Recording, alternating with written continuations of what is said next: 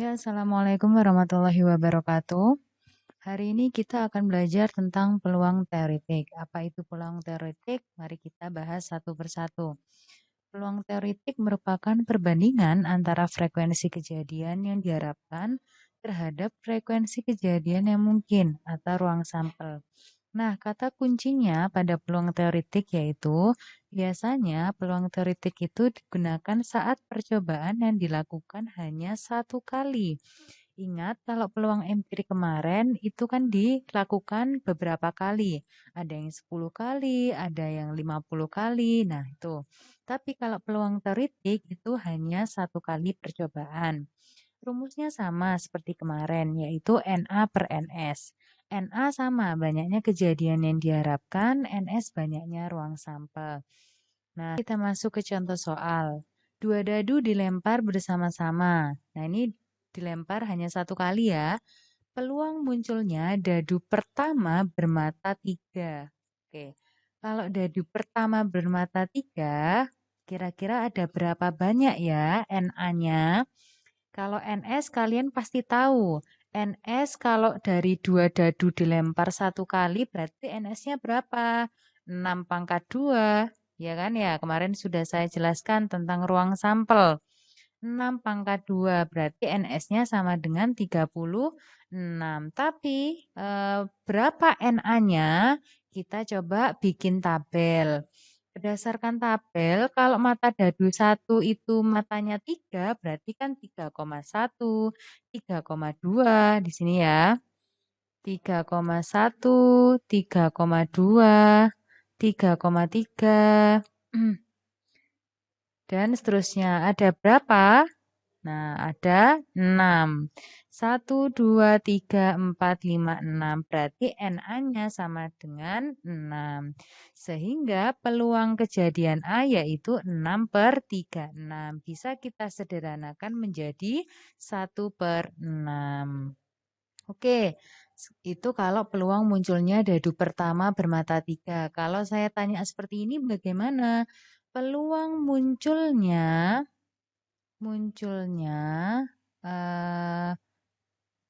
mata dadu ya, peluang munculnya mata dadu berjumlah 4. Nah, itu bagaimana?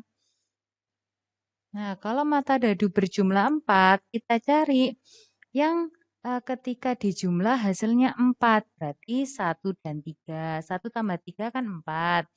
Terus apa lagi? 2,2. 2,2 itu kan 2 ditambah 2 sama dengan 4. Terus 3,1. Nah, ingat 1,3 dan 3,1 itu tidak sama ya. Jadi kalau di sini berbeda dihitung. Nah, ada 3 ditambah 1, 2,2, 1, 3. Berarti ada 3 kemungkinan. Berarti NA-nya sama dengan 3. NS-nya tetap karena 2 dadu dilempar satu kali secara bersama-sama, maka NS-nya tetap 36. Berarti NA-nya di sini sama dengan 3 per 36. 3 per 36 bisa kita sederhanakan menjadi 1 per 12. Nah, seperti itu peluang teoretik. Nah, mata dadu berjumlah 4. Berarti cari kombinasi dua dadu yang matanya kalau dijumlah hasilnya 4. Berarti 3,1, 2,2, dan 1,3. Ada berapa ini? Ada 3. Berarti NA-nya 3, NS-nya 36. 1 per 12. Oke, kita lanjut ke contoh soal selanjutnya. Pada satu kantong terdapat 40 kelereng dengan warna merah 16 butir, warna hijau 8 butir. Jadi di sini ada satu kantong. Satu kantong ada 16 merah,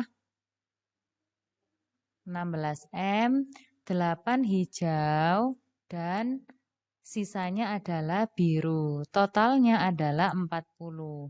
Berarti sisanya ini berapa? Nah, berarti 40 dikurangi 16 dikurangi 8 sama dengan 16. Nah, birunya 16 karena yang ditentukan adalah peluang terambil kelereng biru.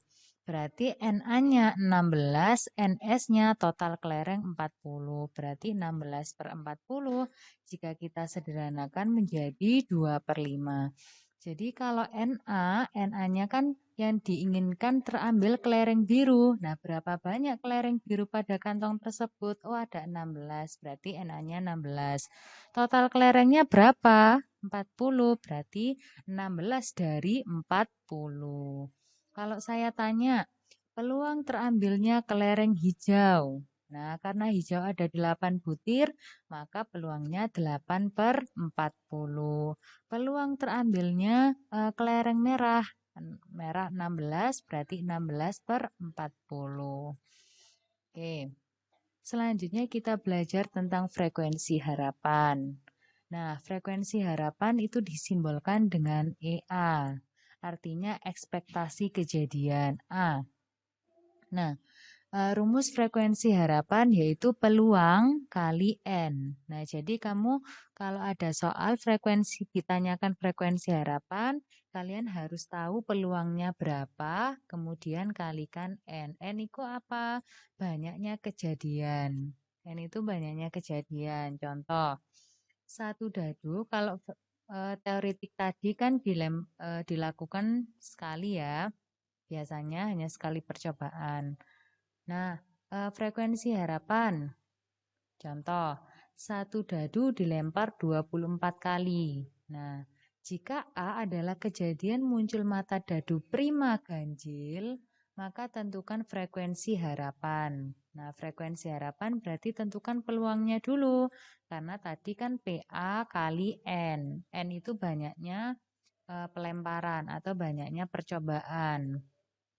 Nah, PA-nya berapa?